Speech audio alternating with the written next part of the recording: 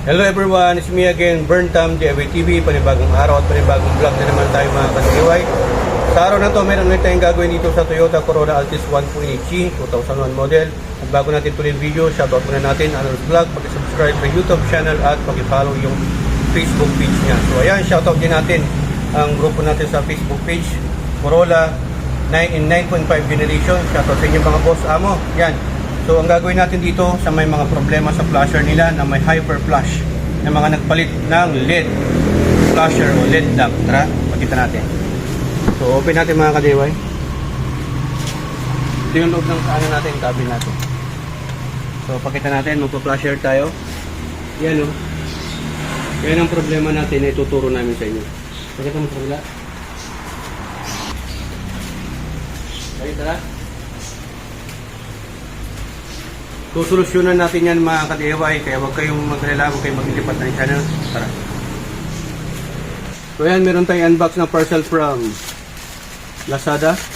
Yun. All you need to do is to buy this one. Yan. Bili po kayo. Kung meron po sa auto supply, mas maganda para hindi na kayo bumili sa Lazada o sa Shopee. LED flasher relay. Yan. Pang LED po yan, pang Toyota LED flasher relay. Tapos 8 pin. 8 po yung pin yan. Yung pins yan, no? Yung ngipin niya, 8. Okay?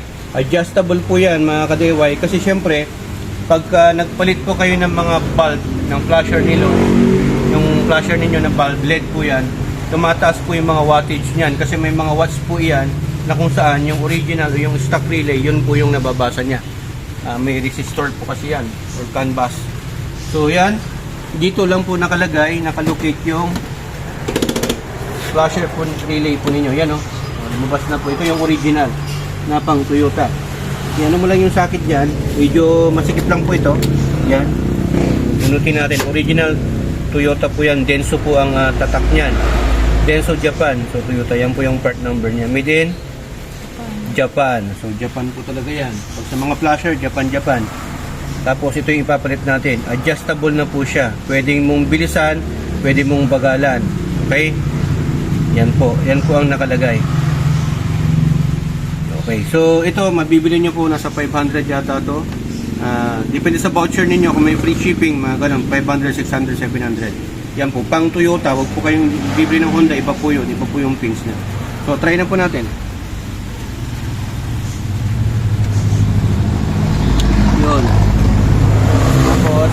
Flasher natin. Yun. Diba? Okay na? So dito, makikita naman natin dito sa flasher indicator, yan, kung mabagal o mabilis. Yan o.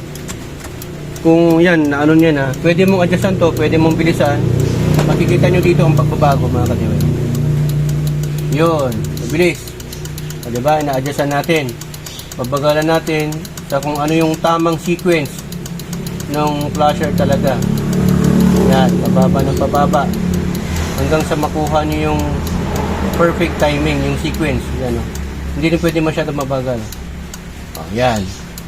So okay na yung ganyan. Tapos tago nyo na lang. Okay? Ganun lang po kasimple magpalit nito. Lagay ko na lang po yung link sa description below kung saan po natin nabili na store para sa ganun hindi po kayo maloko. Okay? Pero kung gusto nyo, punta na lang po kayo ng auto supply kung meron sila. Kung wala, Shopee or Lazada lang po ang solusyon nito. So ayan, hoping na may natutunan lang po kayo sa short vlog po natin. Dahil dito sa HPT, natuto ko na, nakatipid ka pa. Dahil sa HPT, sharing is caring. Yun. Maraming salamat. To God be the glory and Burntam. Signing off.